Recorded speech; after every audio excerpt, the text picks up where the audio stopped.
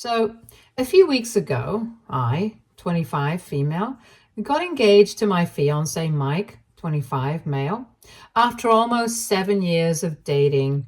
I've always gotten along with his family except for his mother. My future mother in law, Sydney, has never been nice to me, and I know the reason. She doesn't think that I come from the kind of family that she would approve of. It's as simple as that. Mike's family is quite rich, and his mother is a total snob. So she has spent most of her time looking down on me whenever we have met. I have tried to be pleasant to her, but it has never mattered. So now I just keep my distance from her, and so does Mike. Neither of us is very confrontational in nature, so we mostly just let things go because it's always just really petty behavior on her part, and it's not worth bringing up. But a few days ago, something happened at my sister-in-law's party, and I think after this, we cannot go back to pretending that everything is fine for the sake of keeping everything peaceful in the family. My future sister-in-law, Jess, just turned 21 a few days back, and her father decided to throw a huge party for her. So a lot of people were invited to the party, including my mother, which is why the incident was all the more hurtful, because it was quite humiliating for her. We attended the party after work, so a lot of people were already there by the time we showed up. My mother showed up a couple of minutes after we did, and once she was there, Sydney called out to me and asked me and my mother to come to her so that she could introduce us to all her friends and a couple of other people. I thought that was really fishy because she was being extra sweet to me, and I guess even Mike felt that. So he stood with me while we were being introduced to a lot of people we didn't know. And then all of a sudden, Sydney told me that she wanted to officially welcome me into the family with a gift, because she hadn't been able to present me with something after the engagement because it was a surprise. For a second, I honestly thought that she was going to give me something nice because maybe she was turning over a new leaf and finally coming to accept me, because it had been 7 years since I had been with her son. I was, unfortunately, disappointed because when she handed me the gift and told me to unwrap it, which I did, and then I found an apron inside it, I was really confused, and it showed on my face since I'm not a very good cook, and neither am I passionate about it, so I couldn't understand why she would give me an apron. And then she clarified everything by saying that now it was time for me to get to work because she was sure that my waitress mother must have taught me well. For context, I had been raised by a single mother, and for the longest time she had been a waitress. My father had walked out on us before I was even born and had never been part of the picture. He hadn't even sent any child support, and my grandparents could afford to babysit me occasionally, but they couldn't afford to take care of us financially. So my mom had to drop out of college in her final year because she just couldn't afford it. And she started working odd jobs just to be able to support the two of us. Waitressing was one of those jobs, and until I was in middle school, she was a waitress. After that, she started working in sales, and that paid decently enough so that she stuck to that. My mother and I know how difficult it has been for us in the past, and her struggle is not something that I'm ashamed of. It's something that I'm really, really proud of, because in spite of everything, she has never let me feel like I don't have enough. I don't come from a family that has generational wealth like Mike does, and I don't mind it either because I know that whatever values my mom has instilled in me are good enough for me, and I would never be ashamed of the fact that she had been a waitress in the past.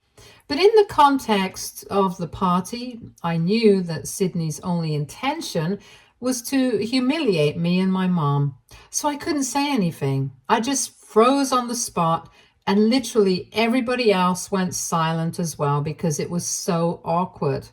And they probably felt sorry for us. But I didn't need to worry because within a couple of seconds, Mike came to my rescue because he could see that my mother was on the verge of tears and I had just frozen. Unlike his mother, though, he did not intend on humiliating her in front of just a couple of people. He decided to grab the mic from the karaoke set up nearby and called attention to himself so he could propose a toast. That was distracting enough for everyone, and soon enough, all eyes were on him. Then he started talking about how wonderful it was of his father to have thrown such an extravagant party for his daughter's 21st birthday, and said that maybe a decade ago his parents wouldn't even have been able to imagine throwing a party like this.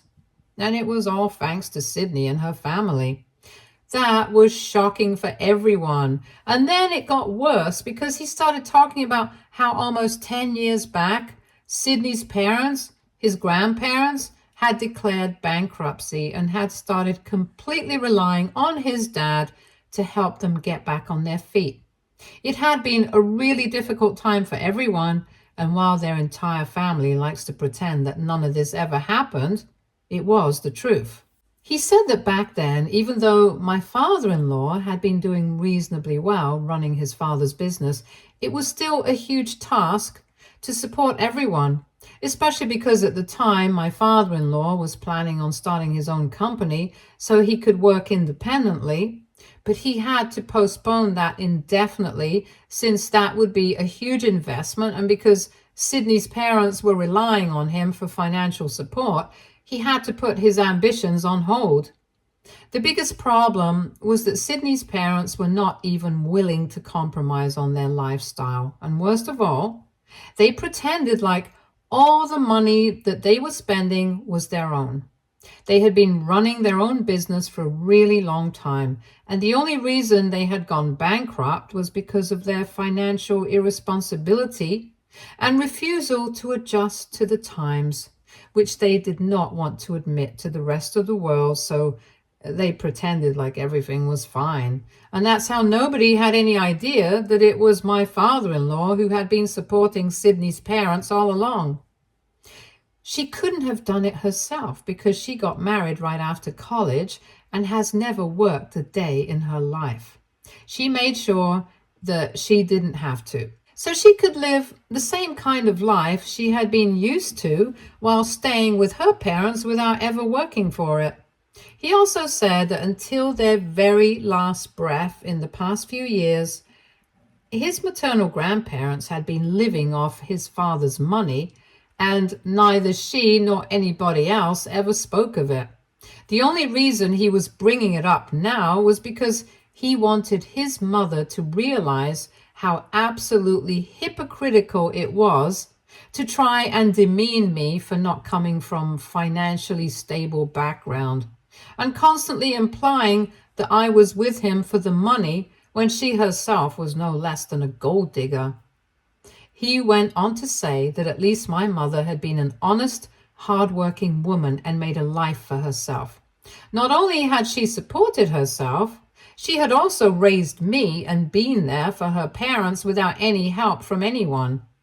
And Sydney, on the other hand, in spite of having all the resources in the world, she and her parents still ended up relying on his father for money, and that's what she's doing even now.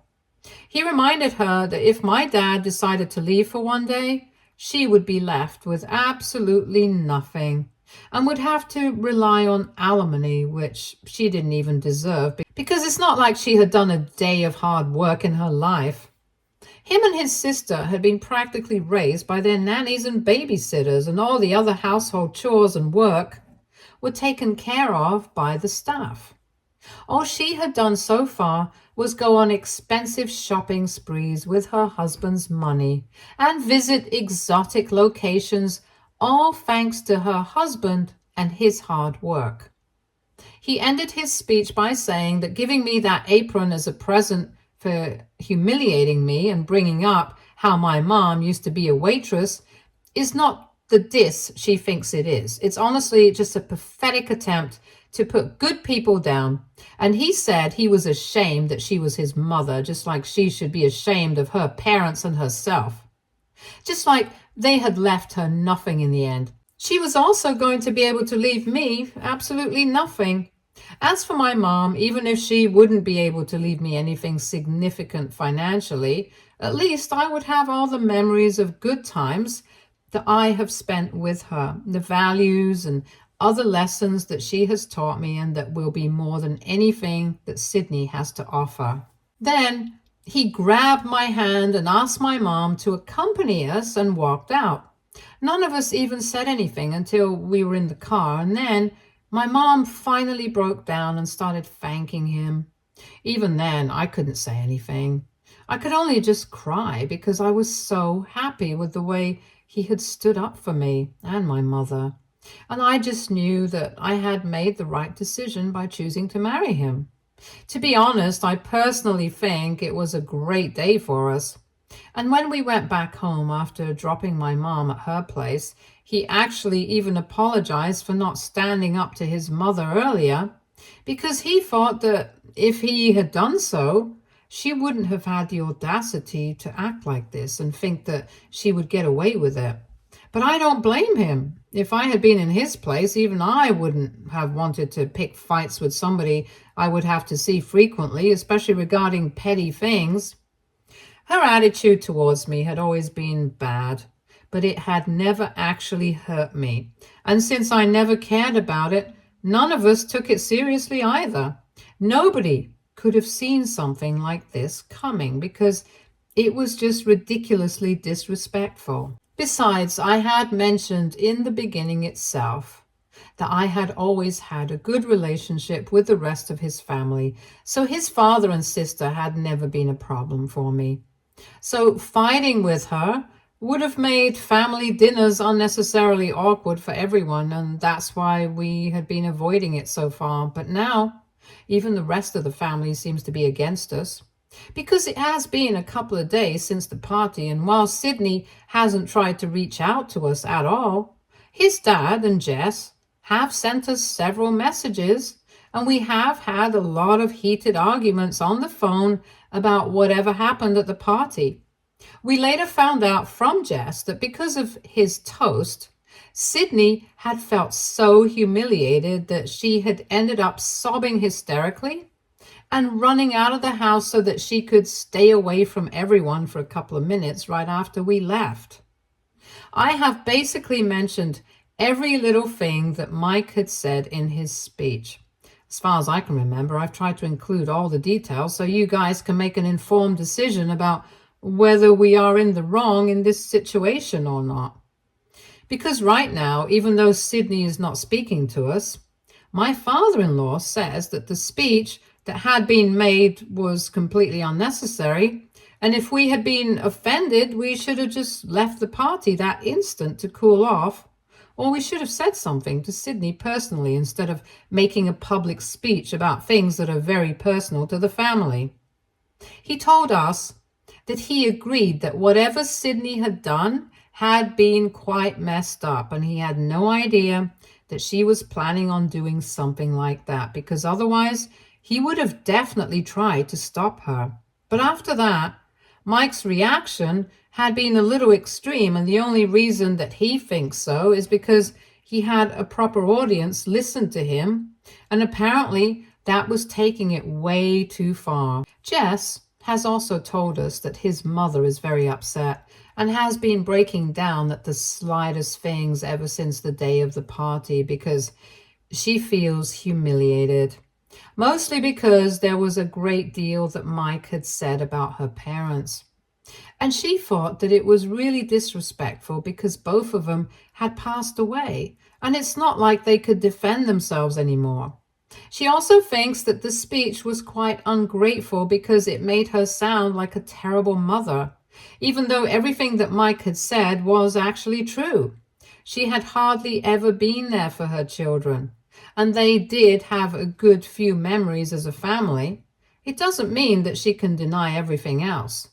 Jess also agrees that it was the truth, but she just thinks that there was no need for him to bring it up publicly like that, and basically What I'm getting from everything that his father and Jess have been fighting with us so far about is that they are only offended because Mike decided to make that speech in front of so many people. But Mike and I believe that we had put up with her stupid remarks and her insinuation that I was only with Mike because I was a gold digger had gone out of hand.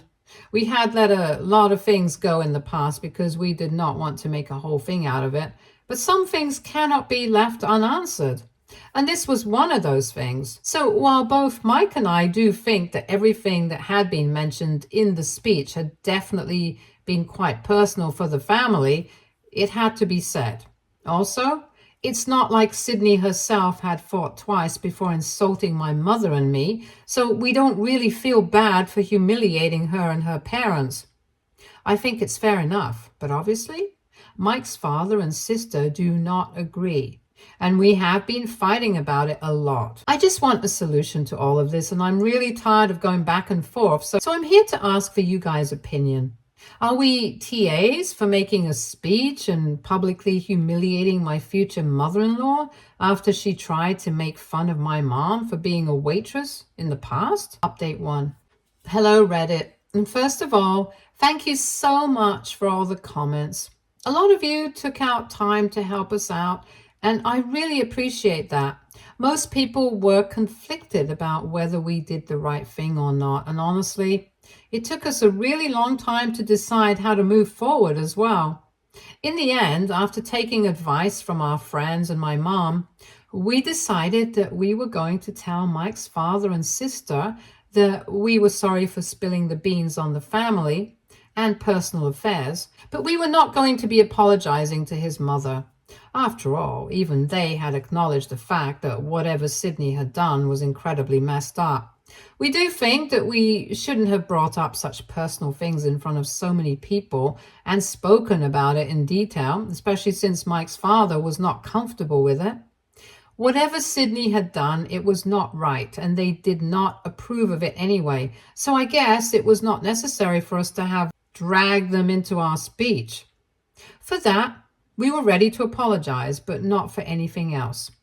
Mike's family has always been very nice to me, so I don't mind acknowledging the fact that maybe certain things that they did not want people to know should not have been discussed in public without their consent. Apart from that, we don't think we have anything to apologize for because so far, even Sydney hasn't apologized to us.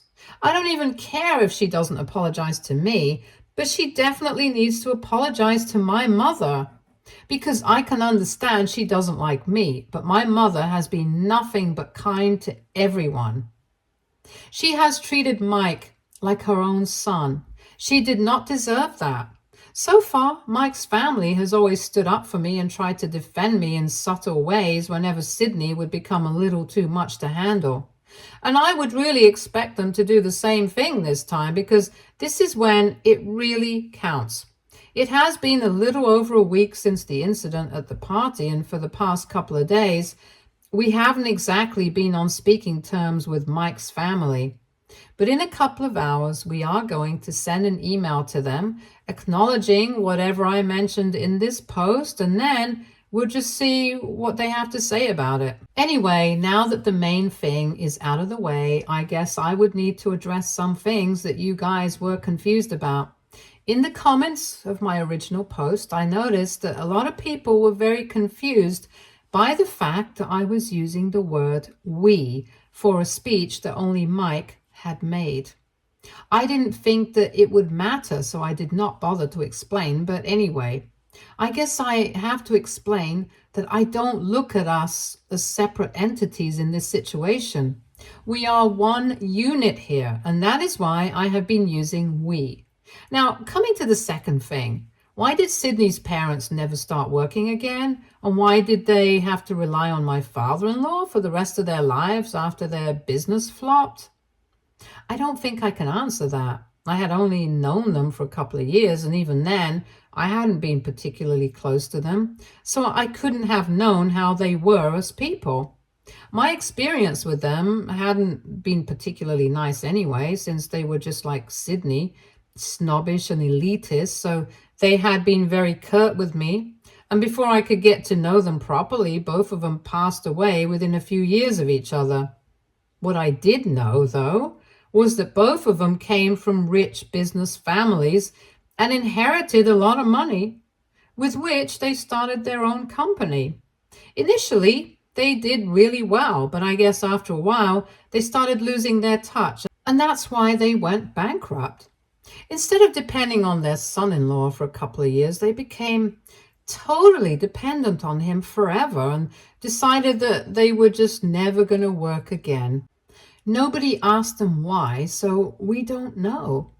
I myself was not aware of this until the incident at the party, because Mike's family doesn't really like talking about this, and so even he hasn't spoken about it before this. He explained to me that it had been drilled into his head by everyone that this was something that should not be discussed in public. So he had kept his mouth shut, even around me. I couldn't understand why he had done that, so I did not push it. So anyway, we're not really sure why Sydney's parents didn't just start working again. They probably didn't think it was necessary, because as long as they had somebody to support them and they could afford their lifestyle, it didn't matter to them how they were getting that money. My father-in-law never let his in-laws find out that it had taken a toll on him initially, that he had to even put his own dreams on hold for their sake. So they had nothing to worry about. And judging by how Sydney has turned out, I'm guessing they probably wouldn't have cared anyway. But well, that's none of my business. Update 2. So 2 days ago, I had posted an update here saying that Mike and I were going to send an email to his father and sister explaining everything. You can find it all in my last update. Anyway, we did not hear from them after that until a couple of hours ago, and we have mixed feelings about what they said. Jess had written back to us on behalf of both her and her father, and she told us that she could understand that things had reached a breaking point for both of us, and that's why Mike had done something so extreme, but that didn't change the fact that it was still wrong. Just acknowledging it and apologizing for it half-heartedly did not make it right, because now everybody in the family knew about their drama, which they had managed to keep a secret for the longest time. They said they could understand our position, but it was still unfair for them, because now it was Mike's father and Sydney that people were all gossiping about. So in a way, they believed that Mike had just messed up his own family's reputation while trying to defend my honor or whatever. And they thought that our apology seemed pretty half-hearted, since apparently we're just sorry that they feel bad about the situation, not that we did something like this in the first place. I don't think they have a valid point there. So I don't know how to feel about that. But the one thing that all of us can agree on is the fact that Sydney was totally wrong. And even in the email, they acknowledged that. They said that they had reflected on the situation for the past couple of days and had told Sydney that she needed to apologize to us, and that constantly pretending to be the victim was not going to work. And her being upset that Mike spoke about her parents like that and called her out in public is just plain hypocritical, because she was trying to do the exact same thing by humiliating me and my mom, and for no reason other than the fact that she just didn't like us. So if she couldn't take it, she shouldn't have dished it out either. Besides, everyone knows that whatever Mike had said in his speech was true. So she can't even deny that. Now she's not speaking to them either, and she's basically completely on her own. I'm glad that they are not siding with her. But apart from that, that email is kind of confusing for us on an emotional level. Right now, Mike and I don't know how to react to it, so we think we're going to respond a couple of days later after giving it some thought. In the meantime, if anybody has any advice, they're welcome to share it with us in the comments. Thank you, guys. Update 3. Hey, Reddit. So it has been more than 2 weeks since we last spoke to Mike's family. In my last update, I mentioned that we had received a reply to the email that we had sent and welcomed it. We had mixed feelings about it, so we took our time and replied to them after 4 days, telling them that we were sorry that we had offended them by speaking about something they did not want other people to know, but we were not sorry for having done it. In case anybody finds that confusing, we meant to tell them that we were just sorry they felt bad, but we were not going to apologize for what we did. Because at some point, we had to stand up for ourselves. And if that happened at the cost of offending Mike's father and Jess, then so be it. Besides, I could understand that they wanted to keep certain things private, but even if it did go out, it's not like they were being portrayed negatively. In my opinion, we had said nothing bad about them, and it had been all against Sydney, so it was fair enough. We were justified in our own right, and even they were not wrong. So the only solution that Mike and I could think of, at least, was to drop this and move on. We could have just agreed to disagree, but Mike's father was not happy with that. We spoke on the phone a couple of days after that email, and when we told him all of this, he got really mad and said that we did not think we had anything to apologize for. Then he had nothing to say to us anymore. Both of us are quite disappointed by that because we had believed that he would try to move past this. But after he said that, we did not try to reach out to him again because even though we were upset, there was not much that we could say. And we were definitely not going to be apologetic for what we had done. We had to stand up for ourselves, and we are not going to back down. About 2 days after that, we spoke to Jess, and she told us that Mike's father was very unhappy with how the situation had turned out. And to add to it, even Sydney has left home so she could go and stay with her sister for a couple of days because she needs a change of scenery, since apparently everything has become way too toxic for her to handle. Nobody's too worried about that though, since we know that she's going to come back. Even during our conversation with Jess, we thought that we would be able to patch things up with her, but she said that she would like to remain in low contact for a couple of weeks until everything has cooled off. So, well, that's what we're doing right now. It's kind of sad that his family is acting like this, but so far, he has been acting like it doesn't affect him. I know it does though, and I really want them to be able to understand him. So I hope they reach back out to him as soon as possible so he doesn't have to feel this way. I'm keeping my fingers crossed. Update 4. Hey, so it has been over a month since my last update, and last week his family finally reached out to him again. By his family, I'm only referring to his father and his sister because obviously his mother is too proud to acknowledge that she has even made a mistake. But everybody in the family knows that by now, so we're dealing with it by just ignoring her. We hadn't been on speaking terms for quite some time, but then last week, Mike's father just called him up and invited us over for dinner so that we could talk things out. We decided to go, and Sydney was there, surprisingly. She seemed just as shocked to see us as well, but as soon as she realized that it was us, she decided to make a face and leave the room. Mike's father told us to ignore her because, well, what else could we have done? Anyway, after that, we had dinner with his family, and his father apologized for his behavior, saying that maybe he had just been taking everything a little too seriously.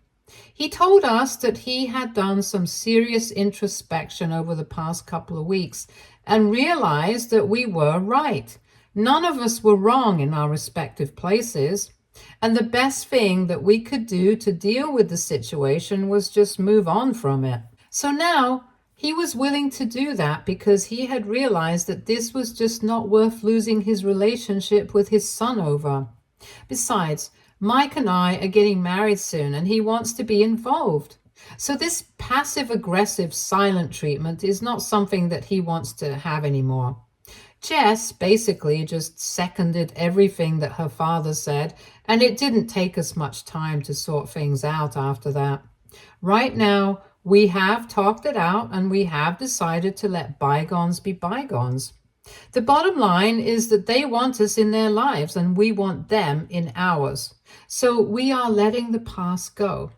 As for Sydney, she can do whatever she wants. It doesn't concern any of us anymore. We don't even expect an apology from her anymore because either way, she's not going to be invited to the wedding, so it doesn't make a difference. But I'm happy that we were able to make it right with the rest of his family, and I'm only just waiting to get married to Mike now. Stay tuned for more stories from our girl relationships.